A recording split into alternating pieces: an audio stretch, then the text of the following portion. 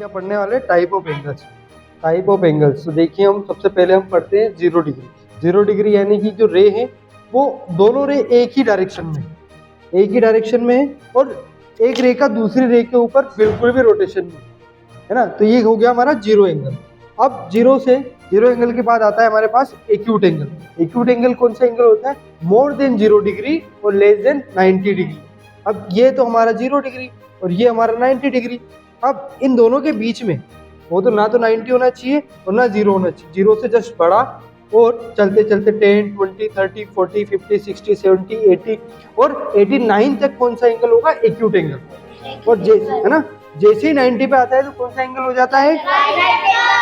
और right angle से अगर हम जस्ट बढ़ा चलते हैं, राइट एंगल से 91, 92, 90 कहाँ तक? 180 तक। तो ये कौन सा एंगल हो जाएगा बेटा?